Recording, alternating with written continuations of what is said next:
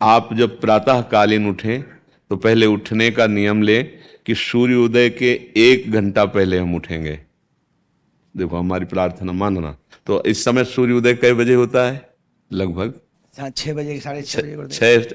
आप 5 बजे उठ जाइए और उठ करके सबसे पहला कार्य कीजिए, पृथ्वी के चरण स्पर्श कीजिए, भूमि के चरण स्पर्श कीजिए। और फिर आप जिस आसन पर बैठे हैं, देखो ध्यान से हमारी तरफ सुनना, जिस आसन पर बैठे हैं, जिस पे शयन किए थे, जिस सैया पर सोए थे, पृथ्वी को प्रणाम करने के बाद उसी सैया में 5 मिनट केवल बैठ जाइए और 5 मिनट बैठकर 5 संतों का नाम ले लीजिए।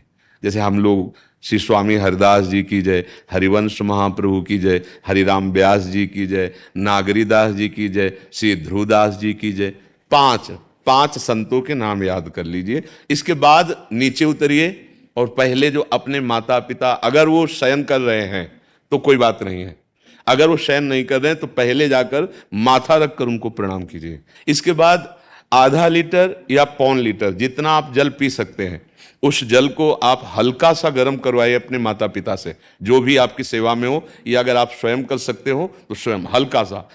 अगर 500 ग्राम पी जाए तो और अच्छी बात है, और इससे ज्यादा पी जाए तो अच्छी बात है। वज्रासन में बैठना आता है? वज्रासन जानते हो आप लोग? वज्रासन देखो है। वज्रासन, वो देखो बैठ रहे हैं ये, दोनों पैरों को ऐसे करके। इसमें इससे बैठकर जल पिया जाए। ये आपके ब्रह्मचर्य की रक्षा करेगा, कब्ज नहीं होने देगा, और आपके मस्तिष्क की गर्मी को ठंडा करेगा। ऐसे वज्रासन में बैठकर धीरे धीरे 5 या 10 मिनट में जल पिया जाए, एकदम ना पिया जाए। गिलास में लेकर के 500 ग्राम जल धीरे धीरे उसको पिया जाए। फिर इसके बाद आपको 100-200 कदम टहलना है। फिर इसके बाद आप शौच जाइए। शौच, अगर आपका पेट साफ हो जाता है, अगर नहीं साफ होता है, कोई ऐसी परेशानी लगती है, तो 1 चम्मच ईसबगोल की भूसी और छोटी हर का आधा चम्मच अगर रात्रि में दूध से या पानी से ले ले तो वो बार बार शौच नहीं लगाएगा, पर आपकी आंतें साफ हो जाएंगी। शौच जाने के बाद स्नान करें और फिर तुरंत, अगर आपको व्यायाम आता है तो करे, नहीं तो सीधा सरल बात होती है, 20 बार बैठ जाए बैठक और 10 बार लेटने वाली दंड। और इसके बाद जो अनुलोम विलोम, जो इससे खींचे इसे छोड़ दे, इससे खींचे इससे छोड़ दे, इसके बाद दोनों हाथ ऐसे करके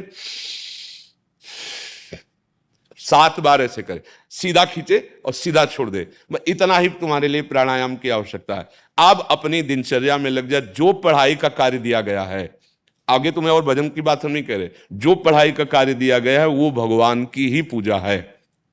आपकी दिनचर्या जो आपको अपने गुरुजी या टीचर जी को जाके प्रमाणित करनी है, कल जो पढ़ाई गई थी आज के लिए, वो आप सुबह सुबह उस समय व्यायाम के बाद, तो आप देखना आपकी स्मृति बहुत प्रवीण हो जाएगी। अच्छा, ये आपकी प्रातःकालीन दिनचर्या है। जब आप अपने गुरुदेव के पास स्कूल जाएं, तो हमें आजकल का तो अब पता नहीं, पर हम लोग जब जाते थे तो अपने गुरुजी को प्रणाम करते थे। तो जो स्कूल में आपको पढ़ाई पढ़ा रहे हैं वो तो बात है, अब आपको जो हम खास बात बताना चाहते हैं वो कि देखो अभी छोटे छोटे बच्चे हो, बच्चों में कुछ बच्चे ऐसे गंदे बच्चे होते हैं जिनके गंदी बातें दिमाग में आ जाती हैं और गंदी बातें वो करने लगते हैं आचरण में। आप लोग इतना तो जानते ही होंगे कि गंदी बातें किसे कहते हैं। आप लोगों के पास अगर मोबाइल है तो कभी गंदी बात देखना नहीं। कोई भी बच्चा अगर गंदी बात दिखाए तो अपने टीचर से या अपने माता पिता से जाके शिकायत करनी चाहिए, वो बहुत हानिकारक होती है। कभी कोई भी गंदी बात अपने द्वारा नहीं होनी चाहिए।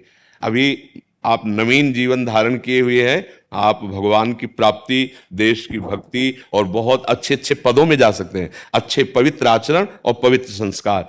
ब्रह्मचर्य के लिए गंदे बच्चों का संग त्याग करना, गंदी कोई ऐसी हरकत सिखावें या बात सिखावें तो उसको सुन करके छुपा नहीं लेना, तुरंत अपने टीचर से बताना या अपने माता पिता से बताना, और ऐसे बच्चे का कभी संग नहीं करना। और रात्रि के सोते समय ये जरूर ध्यान देने वाली विशेष बात है, रात्रि के सोते समय जो भगवान का नाम प्रिय, जैसे इन लोगों ने आप लोगों को बताया राधा वल्लभ श्री, तो सोते समय बस प्रार्थना करो कि हे प्रभु, आज दिन हमारा जो भी गलती हुई हो वो हमको आप प्रार्थना करते हैं कि आप हमें समझाओ क्या हमसे गलती हुई। अगर पूरी दिनचर्या में ऐसा लग रहा है हमसे कोई गलती नहीं, तो भगवान सुबह से अभी तक हम सोने जो जा रहे हैं ये पूरा समय आपको समर्पित।